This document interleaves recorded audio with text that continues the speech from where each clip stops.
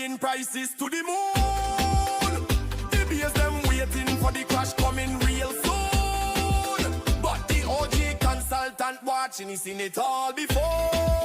Over 40 years in the game, he knows the real score. Bull versus bear, a real estate fight. Peter Zalewski tell you who's wrong and who is right. In the Miami Condo investing club with no guess. He cuts through the noise and all of the mess. The Peter Zalewski Show. Big respect, OG in the game. Listen and learn the man's name. And up down.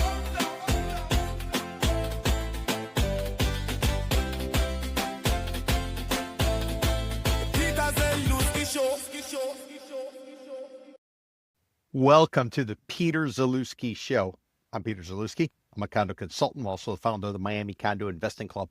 I started this program because it's something I wanted to do for a number of years. I remember going back to the 1990s when I was a journalist down here in Miami. Ultimately, I ended up spending 13 years as a financial journalist, writing about real estate, writing about banking, finance, as well as international trade. But there was a program on National Public Radio down here. WLRN is a local affiliate. So there was a program on that was done once a week, and it was done by the gentleman who was the editor of the Business Monday section, a gentleman called Larry Berger. And it was all about trying to bring some faces, some understanding, some general sense of what was going on in the business community in this dynamic Tri-County area of South Florida. And if you don't know, South Florida is comprised of Miami-Dade, Broward, Palm Beach County. So here we are. It's September the 24th, 2025, some 25 years later after the idea first crossed into my mind about being able to do a program like that. And I'm finally going for it. What you're going to find in the Peter Zalewski Show is I'm going to have conversations with a variety of different people from all different facets of the local economy, giving you, the audience, some understanding of what's going on, who some of these people are, and trying to cut through and give you straight talk about what's really going on in the marketplace. Any podcast that I do, I'm always talking about straight talk. It's something I learned when I went to the University of Missouri, and I got a degree in journalism, a Bachelor of Journalism. Not necessarily sure how good that is today. So any students who are in Columbia, Missouri, getting one of those degrees, I'm not sure exactly how you're going to use it. But for me, I was fortunate enough that journalism taught me how to do a variety of different things. And when I transitioned and left journalism in March of 2006, I took all those skills and that skill set, and I was able to create a business called Condo Vultures. What we did is we modeled the condo market. This was before big data. This was before all AI.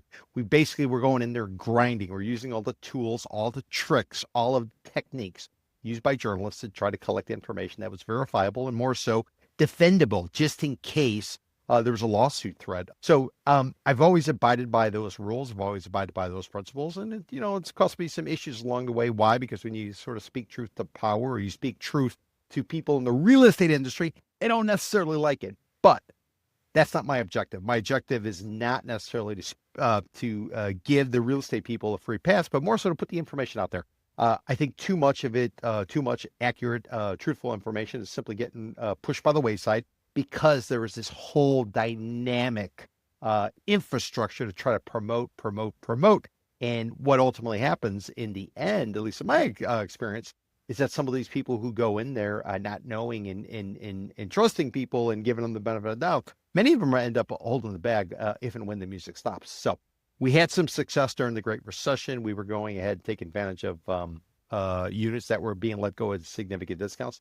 We weren't kicking a grandma out of her house. What we were doing is we were going after properties that were purchased by groups, by investment funds who were buying strictly to make a buck.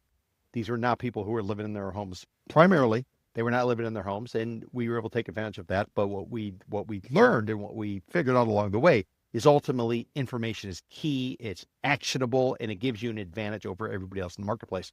But a lot of times just getting the information without being able to understand what the information is sort of the difference. So in this podcast that we'll be doing every Wednesday at 4 o'clock, South Florida time, Miami time, what we're going to be doing is we're going to be introducing some of the players who are out there. So if you were out there trying to collect your own information, you're trying to DIY it, do it yourself, well, maybe this would be a good source for you. And, worst case scenario, you'll meet a bunch of different people in the industry you may or may not have ever heard of. You'll get some great stories. You'll get a better understanding of what all of them are doing. And at the end of the day, it should help you to overall understand what's going on in the South Florida economy, the real estate market, the finance market, and feel connected to this community. It's a dynamic community made up of 6.1 million people. 42% are foreign born.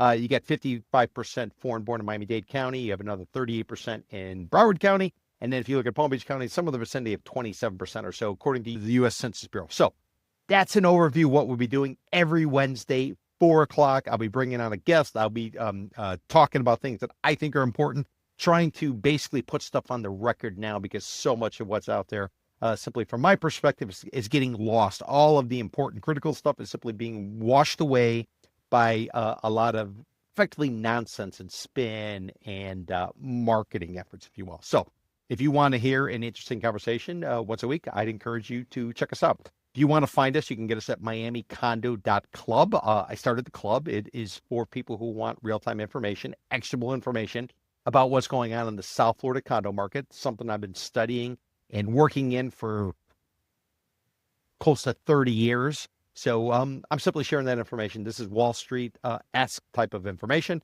You can get your hands on it. You can review it. You can push back on it, whatever you want to do. The way to get all of the information is simply become a club member. The club it's a monthly payment or it's an annual payment. For that club membership, you get access to all the information, all the reports we produce, including these podcasts.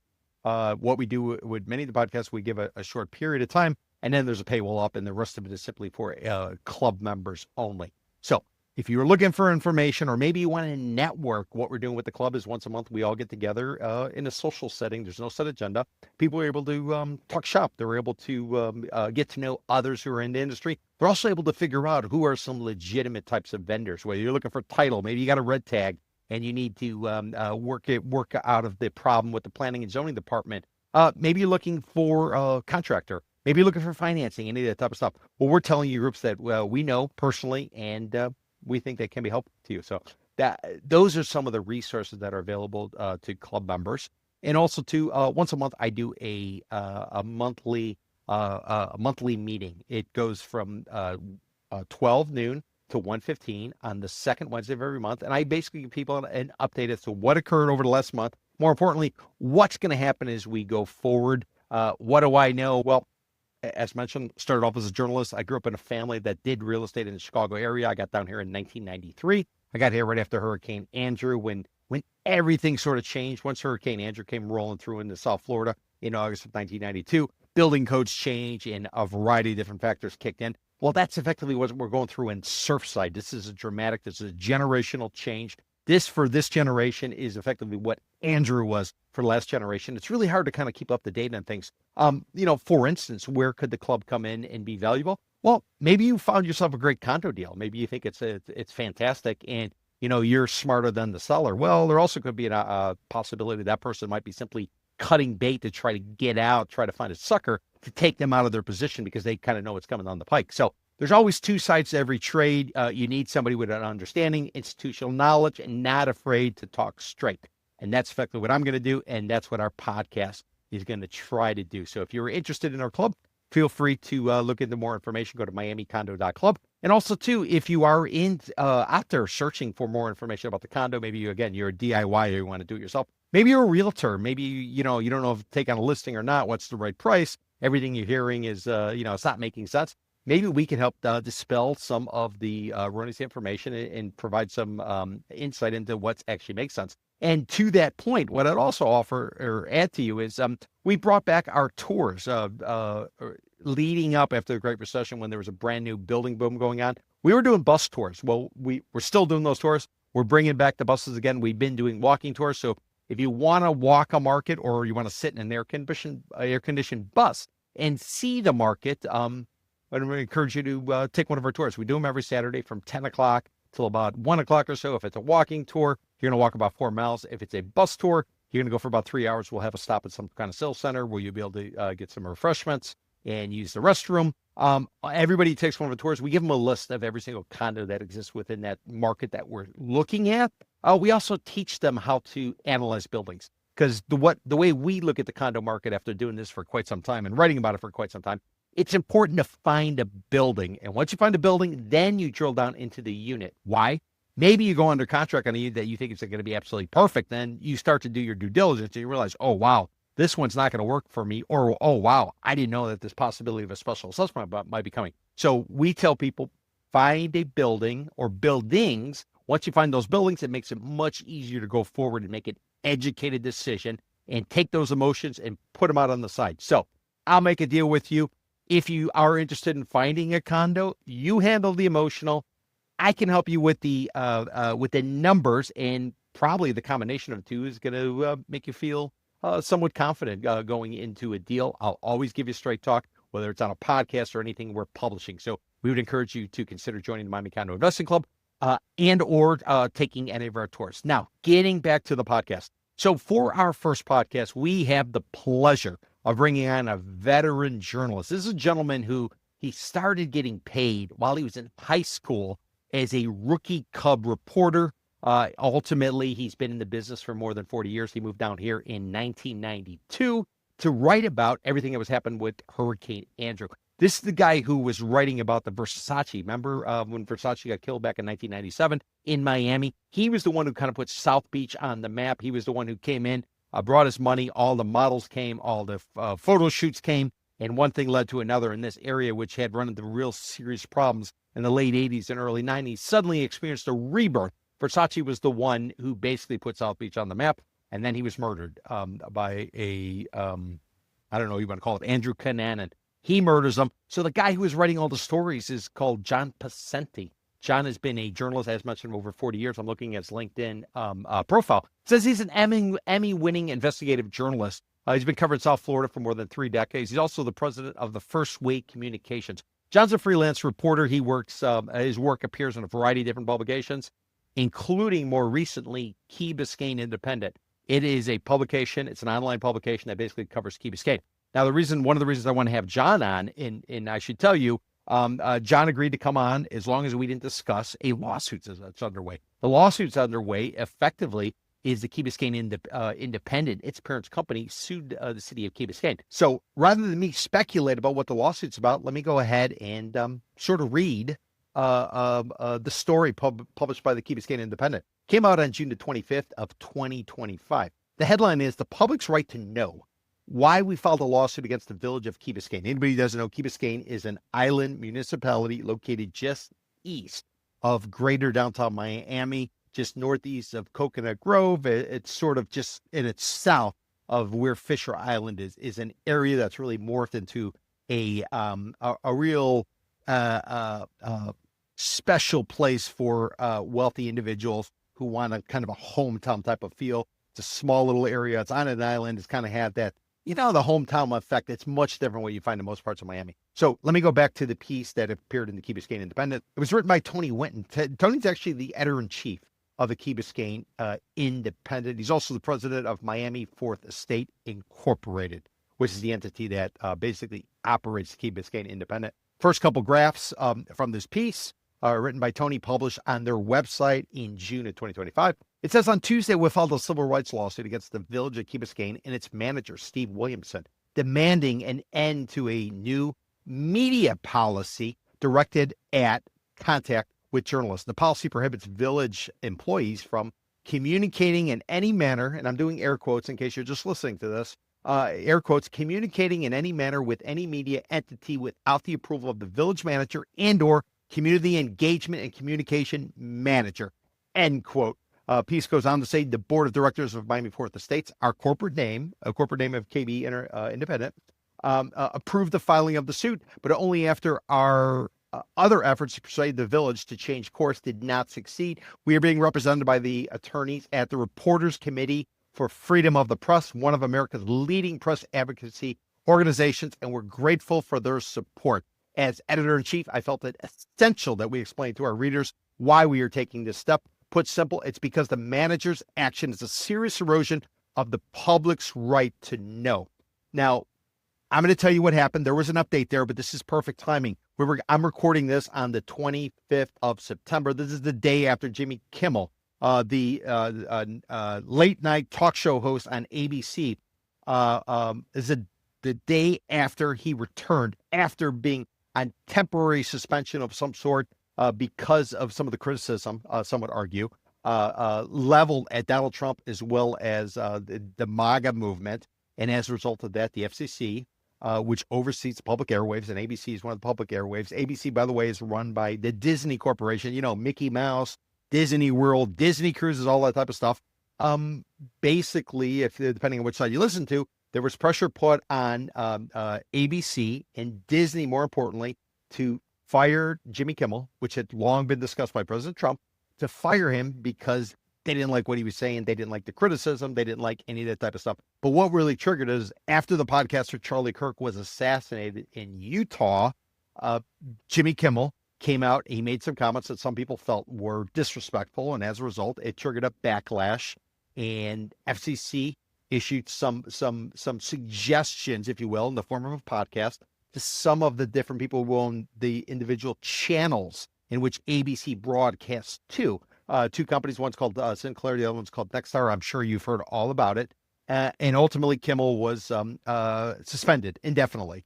Well, lo and behold, the public backlash because of concerns about freedom of the press, freedom of speech, and any other freedom you want to talk about, the response was so significant in the form of canceled Hulu subscription, which is the app so you can watch the programs that ABC controls, as well as canceled Disney subscriptions, so your kids or you can watch the cartoons and everything in the Disney library.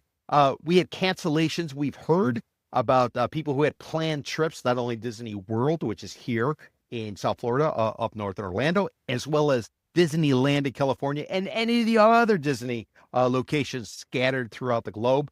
And then finally, the cruise ships.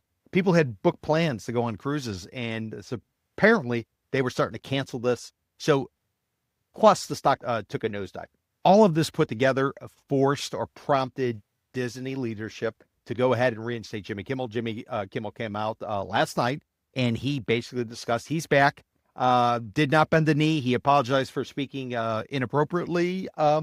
And now he's back, but he's not holding back, and he's pushing forward with the freedom of the press. He's pushing forward with freedom of speech. He's pushing forward every single freedom that many people in the United States sort of cherish, they enjoy, and quite frankly, they take for granted. So that's why I wanted to have John Pacenti on. That's why I want to talk about how accessible is information right now in this South Florida market, especially South Florida condo market. Remember, when you're purchasing something, you're buying, you're selling, you're doing anything, you are basing it most likely off of data. And if the data is not there and or the data is bad, that could have catastrophic effects on you.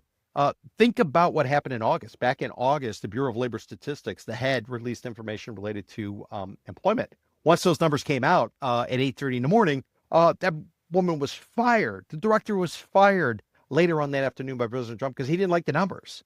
So this is what we're sort of up against. If you want to play in the market, I would argue you want transparency.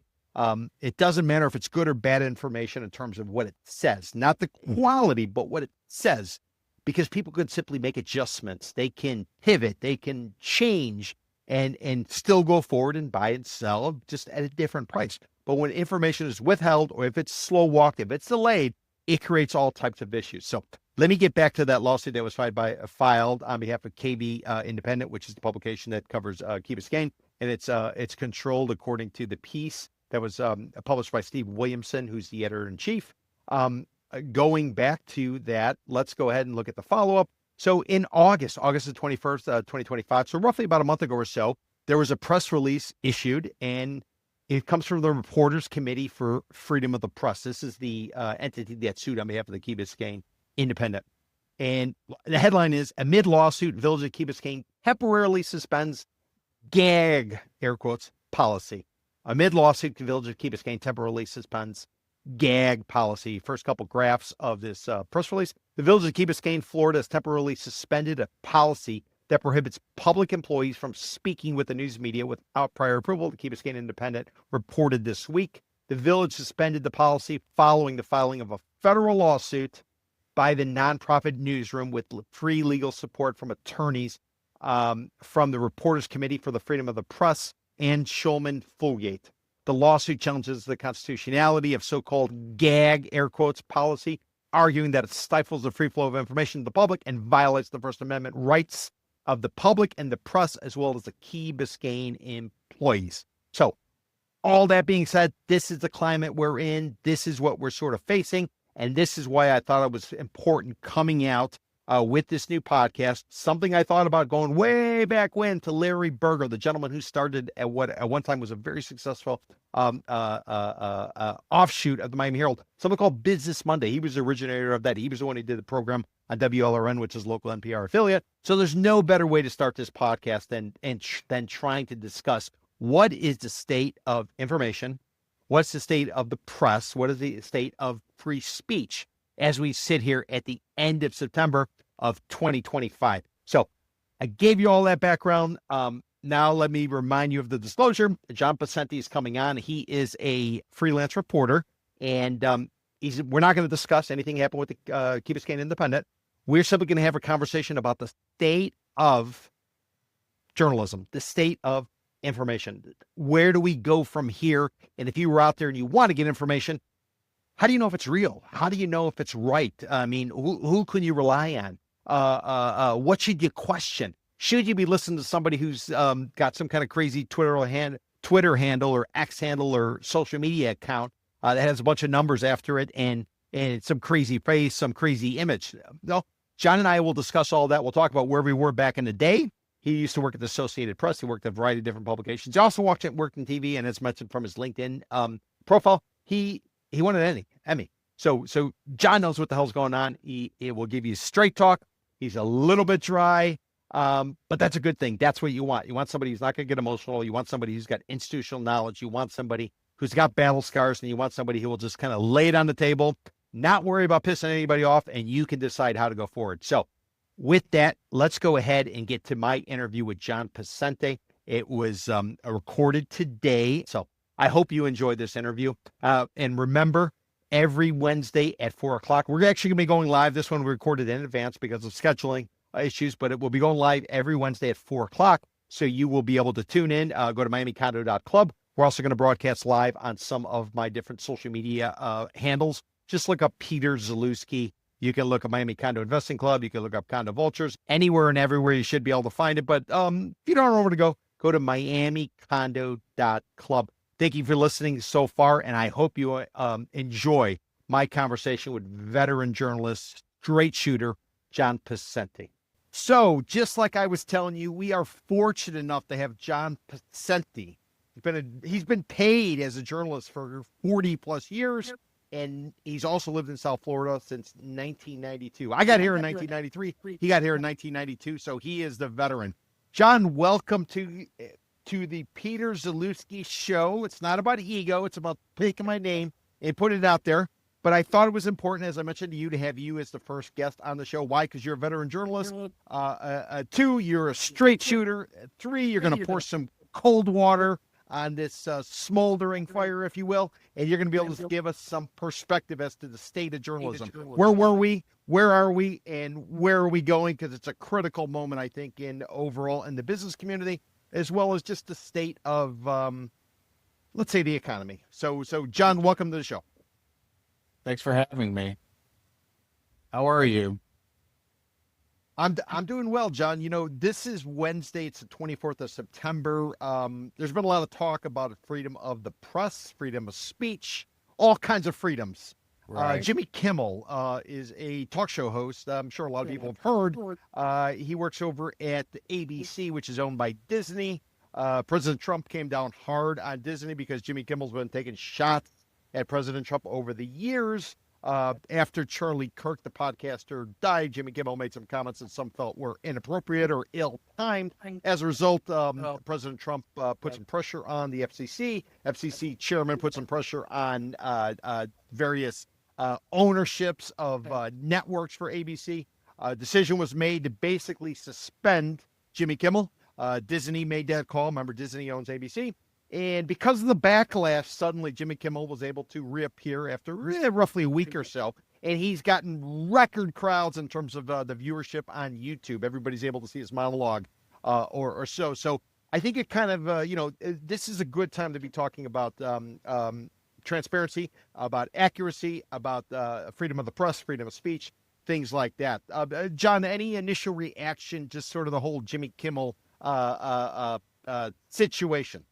I think it's a symptom of a bigger disease, where the consolidation of media, whether it be through hedge funds or through multinational corporations, this kind of leverage could not be put on Disney if they did not have their fingers in a lot of pies and needing the government to approve it. You got two station owners, Sinclair and I think Nexstar, looking to expand. They're both owned by conservative outlets, and it's the freedom of the press really kind of flourished when there was even individual newspapers, big newspapers that were owned by companies. I remember I worked for Cox, which was a fairly big company, but they only had like 4 or 5 major newspapers, and that's really where we're seeing the core freedom of the press getting, I guess, muddled or dissipated, or wherever you want to say it. I mean, I have a good friend. He worked for the Palm Beach Post as an opinion editor. He was shown the door because he ran a cartoon, a political cartoon that criticized Israel. That political cartoon was approved. He was given, like, here's the cartoons you can run. Gannett says you can run these. He runs one. There's some reaction to that, and they sacrifice him. So that's just one example of how any kind of freedom of the press right now is artifice. The major networks have been, to the good part, co-opted. Anybody needs to watch the Meet the Press, which is basically state-run television right now, with Welker just basically platforming the administration's lies, which is one thing to have them come on, but not to have any kind of pushback, is really depressing and, disheartening. But that show is really, you want to see what's happened to the press, go ahead and watch Meet the Press, Yeah, I couldn't agree more. John, you referenced a good buddy of yours. That's actually Tony Doris, right? Right.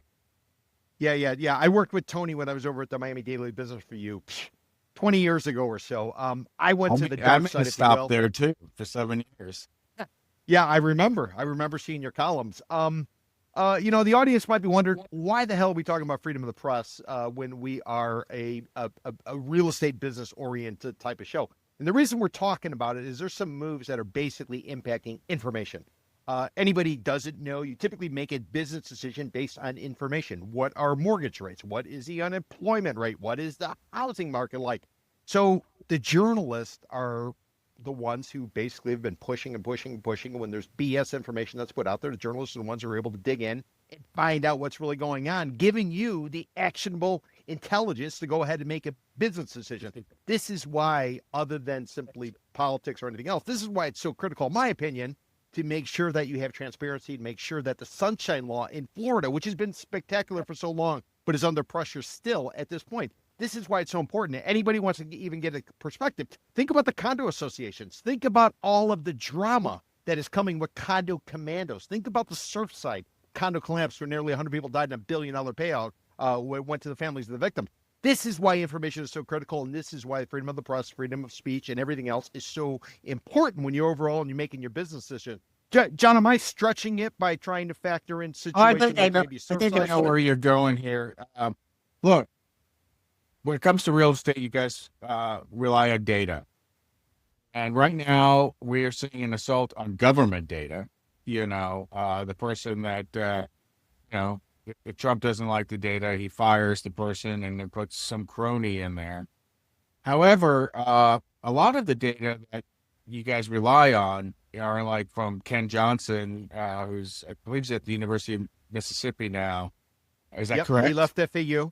Yep. So he's pulling information from different sources, that aren't directly tied to trying to do propaganda, and so those kind of those educators, those professionals those are the sources I go to, uh, and you can get a good picture of what's going on with the economy and with real estate, especially in our local markets.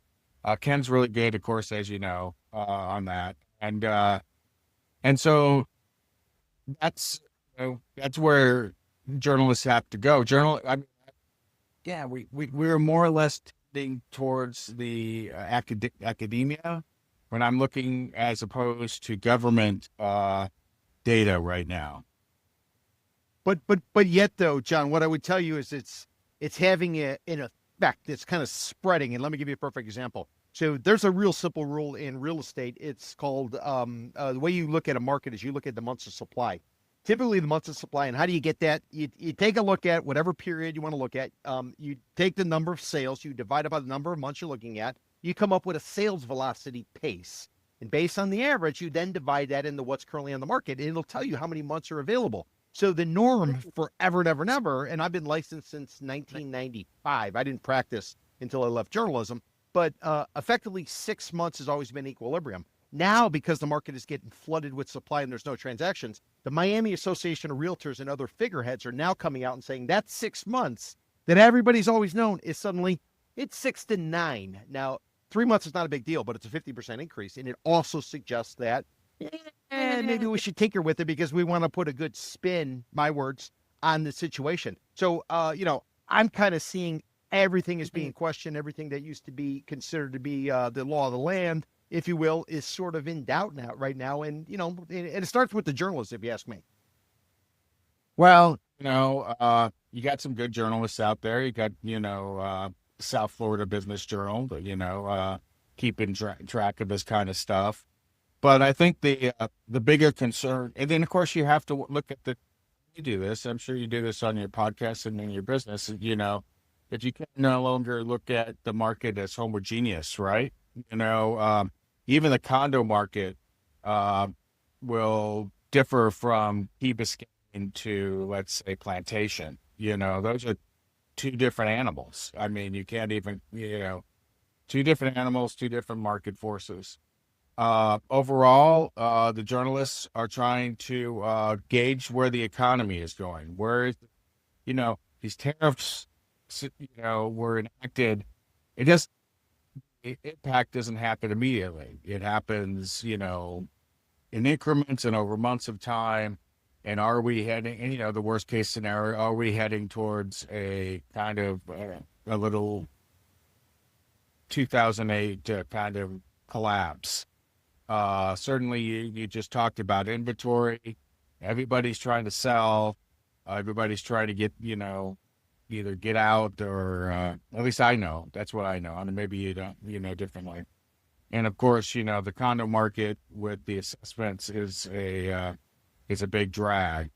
However, I think residential, and please correct me if I'm wrong, at least in, like in Boca, for instance, where I live, is holding steady.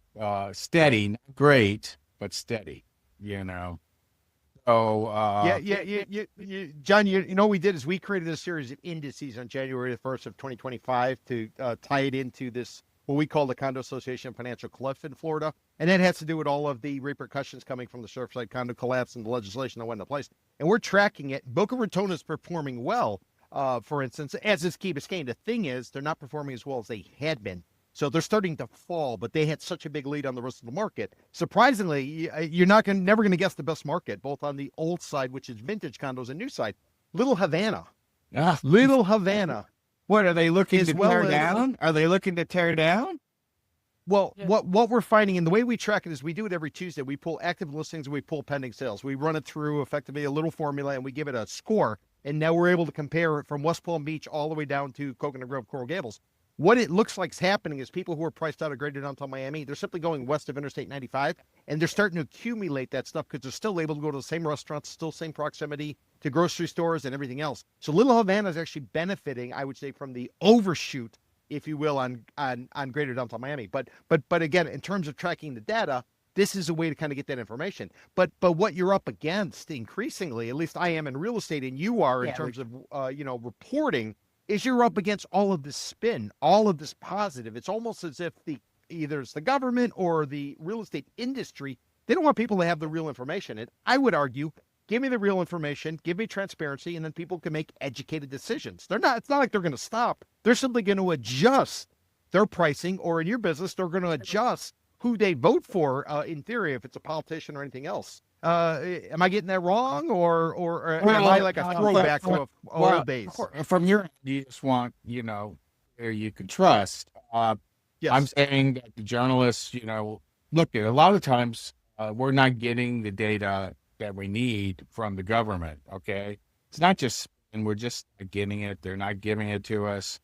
They make it hard, you have to put in maybe a public records request, and then you have to follow up on it. And by the time you get it, the data's old or isn't relevant anymore. Or, we have a certain bandwidth as reporters that, we'll move on to a story we can get. But again, then we have to call backdoor it. We have to find other sources that can give us credible information. Or we have to dig, into some data sets that take some time. Journalists, in general are resourceful and can get you that information. And don't forget about the anecdotal information. Ask me about the real estate, and then I kind of I go, oh, it's really, I don't know that much about it, but actually I have written about it. I kind of sold myself on it. Two stories. One was a story for the Coastal Star, in which a trend in which people were sick of the new open plan white wall homes. They were looking for older homes. This was a mini trend, right? But in mid-range, we're talking about maybe $1 million homes, right? And they wanted places that had some character, and that they didn't walk in the door and see the kitchen, Then I did a magazine story on the Jupiter market, and a realtor there, and he said, no, it's still hot. The new construction is still hot. People that's what people, for the people that I know, people, that's what they're looking for. And in the Jupiter area, and in the Hope Sound area, the new construction is booming, according to this guy. And he mentioned several, new developments. And, the homes can be impressive, but they can be the same, right? You walk in, it's a high ceiling, 4A, there's the kitchen, it's open plan, and, no yard. Very, pool, but no yard. And these are the kind of communities that he's seeing up there. Of course, a lot of people are moving up there. I'm sure you've been tracking it, in Jupiter and in even further north. It's beautiful up in the Stewart area, and people are finding it, finding that, especially empty nesters, right? Looking to downsize or something. Or move out of, older neighborhoods that they're tired of making the repairs on the homes. Again, that goes to, if we're talking about data that I know, reporting that I've done, is that it's not a homogeneous market. It's very niche, and so that's what I'm finding. Kind of reporting. Kind of on that note, we're seeing a lot of West Palm Beach is actually doing fairly well, and some would argue it's because of the power structure with Mar-a-Lago, which is located on Palm Beach Island, just east of West Palm Beach. But there's a movement towards condos, transactions in and around there. You also had an announcement that Vanderbilt might be opening up a campus. Vanderbilt, which is a private college out of the SEC Southeast Conference, it's located in Nashville. They might be opening up a campus there. We've had all that talk about the hedge fund stuff. So yeah, you're right. It's all kind of piecemeal. You don't know which market is going to be doing well. Well, I could. But Let's just talk about West Palm Beach for a hot second. It's a very interesting market, right? Now, you do have people moving onto the island, Palm Beach Island, to try to get close to power structure, join Mar-a-Lago, and lobby for whatever money they want to make, right? They're the government. The government's for sale. That's pretty much Trump's freaking motto. So it's happening. Then you have but it also has a very, what I talked about is some very established neighborhoods with some really cool architecture, like El Cid. People want to move into El Cid. Those are older homes, but they're beautiful homes. And great location. Yeah, great location. Now, downtown, or more near what I guess they've renamed it again back to City Place. Stephen Ross has moved in there, has decided to become king of that area, and redevelop everything. And they're redoing that area. Now, like Delray Beach, and what they're trying to do in Boca, but Boca can't of its way, is what I call this enthusiasm to build downtown, irrational enthusiasm. What do I call that? I forget the term. Irrational exuberance. Irrational exuberance. Fine, build downtown, but each of these places have one artery into downtown. One